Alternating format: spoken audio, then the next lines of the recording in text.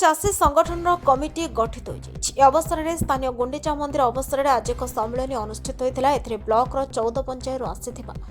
चाषी अंशग्रहण करते वरिष्ठ चाषी दशरथ नायक सभापतित्व करते। अवसर में नुआ कमिटी गठित कर कर्मकर्ता चयन कर सभापति भाव श्रीनिवास चौधरी,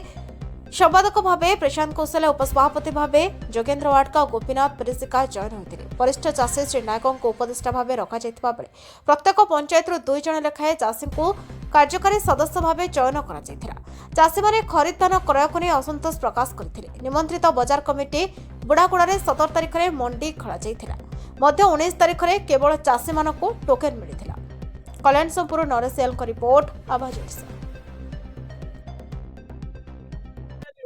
डिसेम्बर मास सरी आसला धान मल 2 मास है किंतु धान मंडी आरंभ है 70 भाग लोकंर टोकेन आसनी जो 30 भाग लोकंर टोकेन आसी लेफ्ट सभा उपर तेणुक बाध्य चाषी मैंने एकत्रित हो किमती गोटे संग्राम करके धान उठू मंडी आरंभ हो ए जो प्रकार अव्यवस्था होती ठीक भाव व्यवस्था करा बसलु चाषी मैंने सर जो 24 वर्ष सरकार शासन करथिला सेतबेले आमे तो इंजिन जानू आम धान सरी जाऊ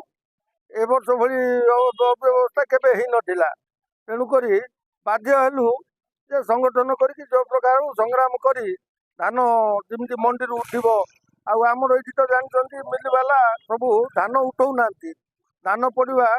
2 मास पर धान उठाऊँ किंतु टोकेन ये सरी जाऊँगी टार्गेट तेणुक बाध्य मंडी रे चाषी पकेबे मंडी धान उठेबे जमी से चाषी को अवहेला कहीं करनथिला एबे डबल इंजिन सरकार कहीं को अवहेला करछि ए विषय में कोन कहबे सर? निश्चित विगत दिन मानकर जो सरकार थिला से वर्तमान जमीती टोकेन आसबार कौन से अवहेला नथिला बा टोकेन मध्य जोरसोर आसुथिला और धान ठीक समय किना बिका होउथिला। वर्तमान जो पद्धति करुछंती यह सत ना मिछ को जाने जो 30 क्विंटाल धान रु अधिक आसिले से चाषी रेशन कार्ड काटिबो याडे यही डर रोच चाषी की तेणु से अभाव बिक्री ओपन मार्केट रे बिक्री करबे जो पूर्व सरकार कहउछंती ओपन मार्केट रे बिकबो भाई ओपन मार्केट रो दर तो ठीक करो तार केते ओपन मार्केट रे धार्य करंतु आपण इनपुट सब्सिडी दे दउछि से कथा नुह प्रकृत चाषी को धान समस्त धान से केमिति किणंतु ए आउछि हमर मूल दाबी।